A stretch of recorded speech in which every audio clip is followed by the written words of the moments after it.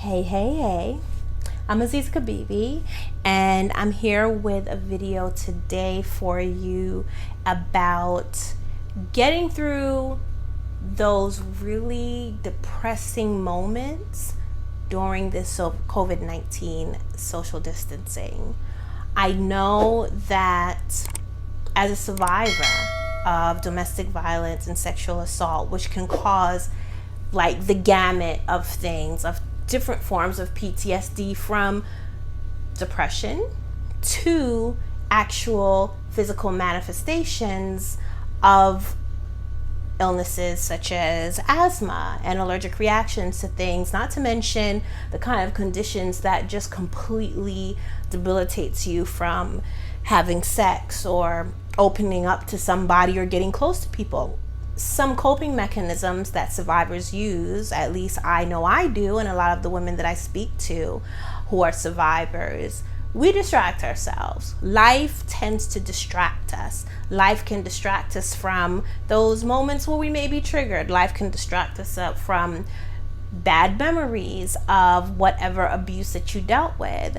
But being home because there's a pandemic going on in the world and we have to stay home in order to flatten the curve and prevent other people from getting sick or getting ourselves sick, you have a lot of time to think and you end up being stuck with your thoughts. Now, I have heard stories of people going through some terrible things just being home for just the sake of being stuck home, not being able to go and party or go out to the bar or go and visit their family. So can you imagine what it must be like for someone who was constantly fighting daymares and nightmares and memories and flashbacks of some horrible trauma in their life? Like, you're just home.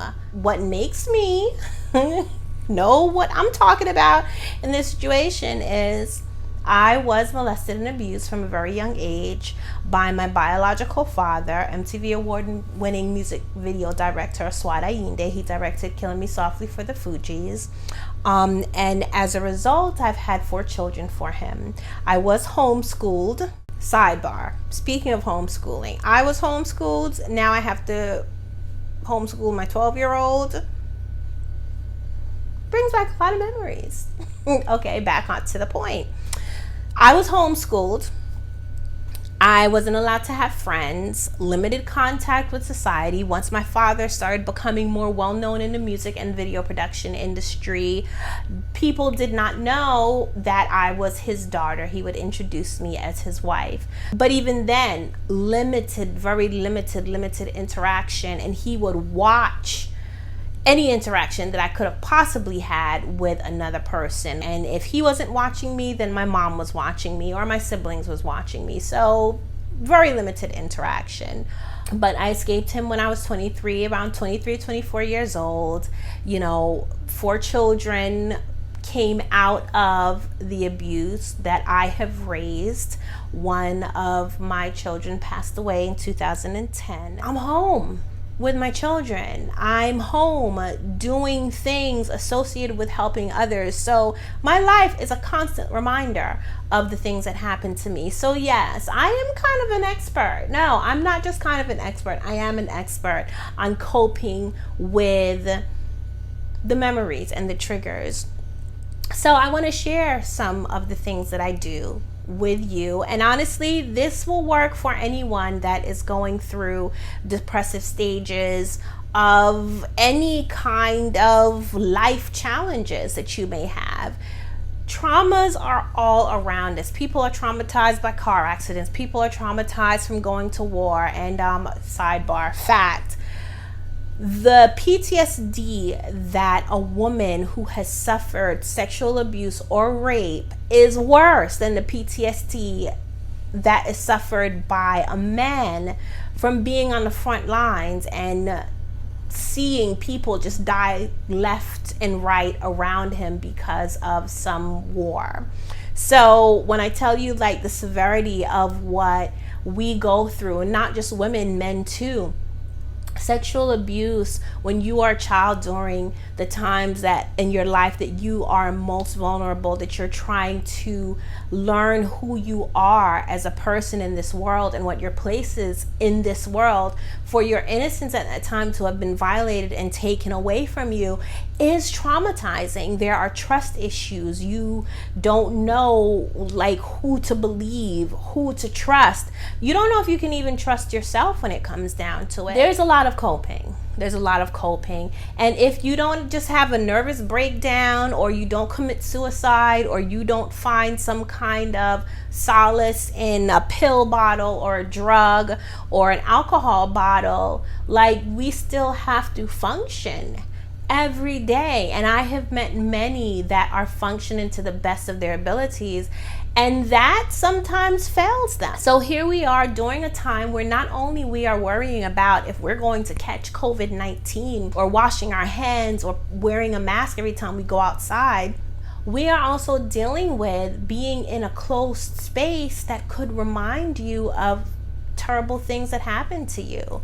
Not to mention, this is a whole other thing, the people that are locked in these closed spaces right now with the person that is abusing them. So yes, there are different things that you could do. One of the things that I do, especially when I'm triggered, is called grounding. When you have been taken back to a traumatizing memory of something that happened to you, and you consciously keep your mind, or once that memory is over, you bring yourself to the here and now. Now, I'm a huge movie fan, and I can tell you the best example would probably be Inception. Inception, starring Leonardo DiCaprio. If you have not seen it, definitely go and see it. I'm sure you have time to watch a movie, so it's got to be on somewhere. I just watched it again recently. But I'm a huge, I hate being spoiled, so I don't want to spoil it for you. But there is an element in the film that talks about grounding, having something in your life that keeps you in the here and now, and reminds you that this is not real. So it's basically the same thing.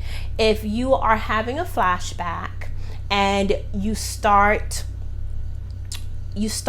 kind of manifesting those feelings. I know some people, they start hyperventilating, they start panicking. You even can manifest physically some of the things that your body went through in trying to deal with the stress at the time that the trauma had happened. Take a deep breath. Inhale, exhale, and focus on the here and now. Now, you may think, Aziza, is it really that simple?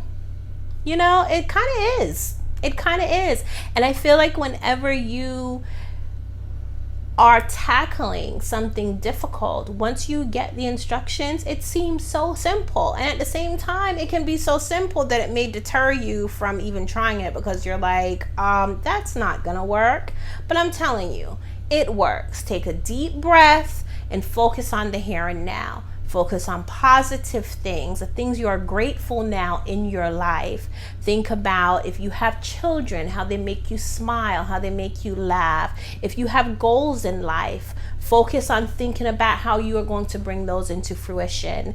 And which brings me to another way to deal with and to cope during these very isolated times. Writing helped me a huge deal. I wrote my book Unashamed, A Life Tainted. It took me 4 years to write, but in dealing with the PTSD associated with the trauma that I suffered, putting it all out on paper and reading it back, first of all, it was a completely different perspective. Some of the things that I wrote, I'm like, oh my gosh, I wrote this. And yes, there were moments that it was tough to read, because even though I sat there and I typed and I wrote with tears streaming down my eyes, bringing out some of the things that happened to me, it really allowed me to examine how I felt about what happened to me. And I think for survivors, that's really important. You have to learn yourself love yourself, get to know yourself in a way associated with some traumatic things that could have happened in your life, because they did change you. One thing that trauma does is that it changes you. It completely shifts you from a path that you was on, and now your entire world is different. So with writing, when you write down what happened to you, and everybody writes different or they communicate different. Writing is a form of communication. Whether you do it as a third person, whether you do it from speaking as yourself, whether you actually write down exactly what happened, or literally just the thoughts and feelings of what happened, or how about this, even the perspective from the person that hurt you. That's something.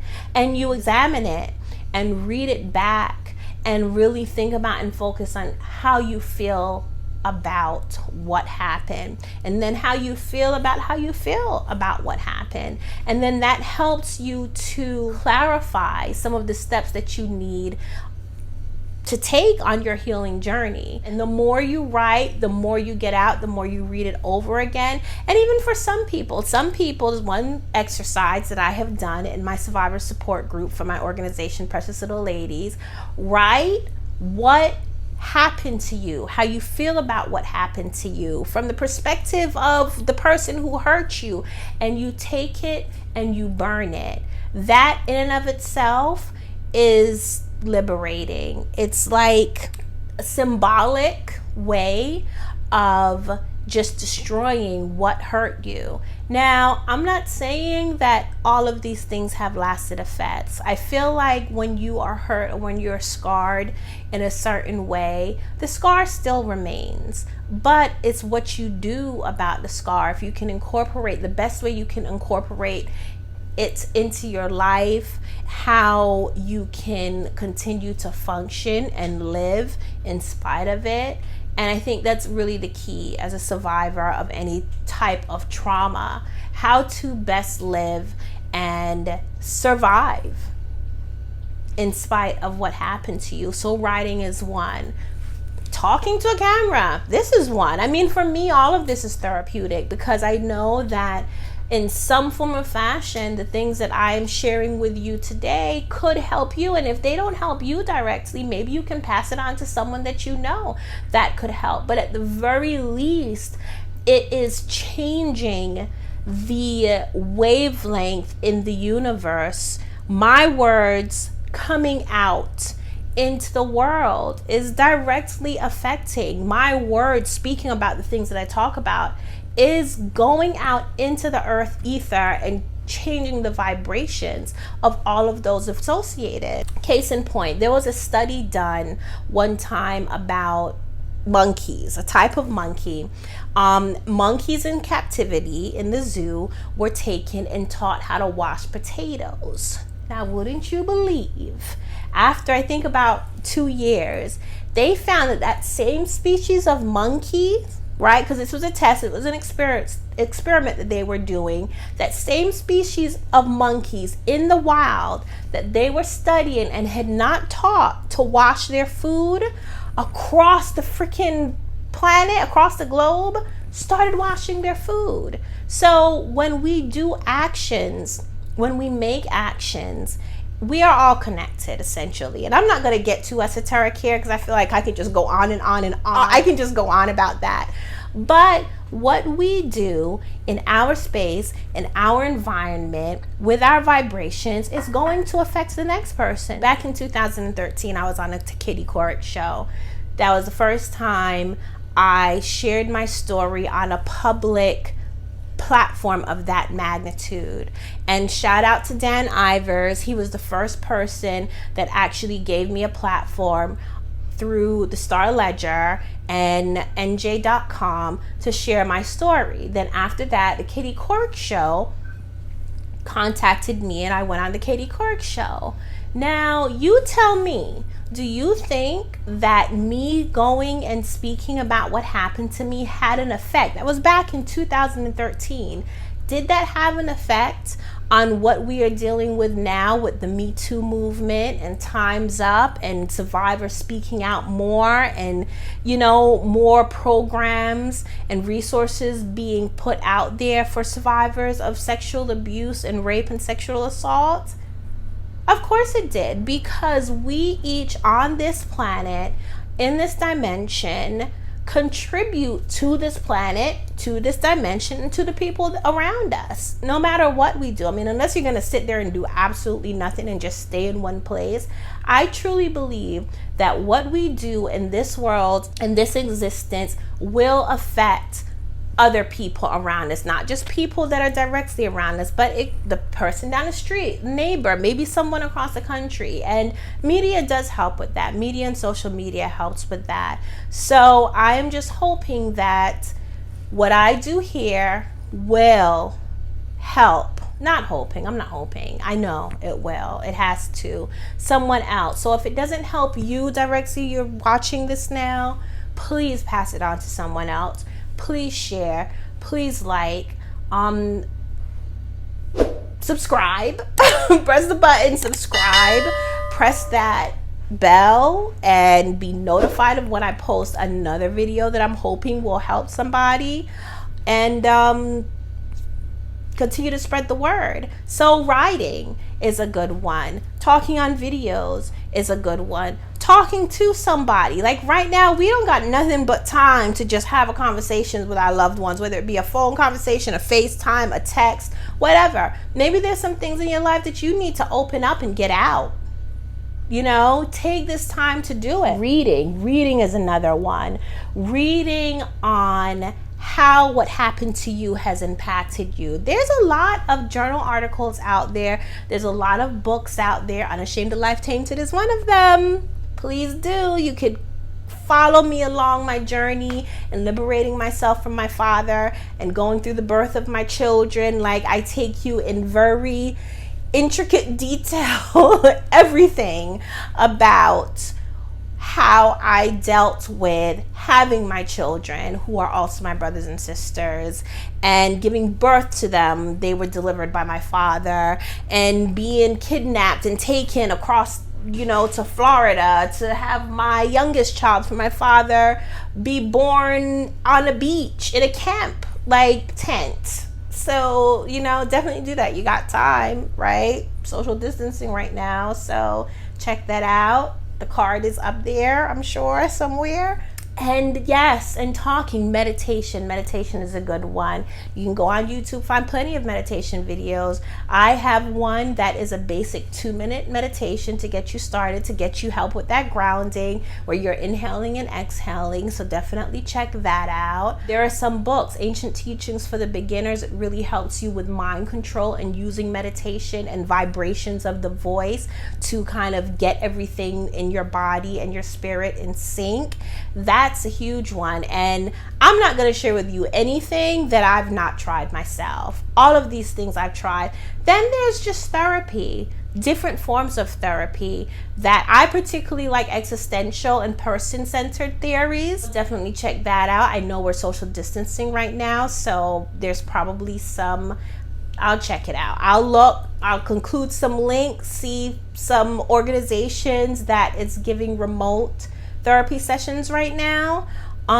So trust, there's ways. There are plenty of ways. And if you have any questions, definitely comment. I know I'm going to think of some other things, but for right now, that's what I have. That's what I use. That's what I employ as much as possible. And I hope it was useful to you. And if not to you, I don't know how much I could stress this. If not to you, then please pass it on to someone else. And on that note, thank you for watching. I'm Aziza Kibibi, and make sure you like and subscribe and comment. If you have any questions, drop them in the comment box. Be blessed, for you are a blessing. Bye.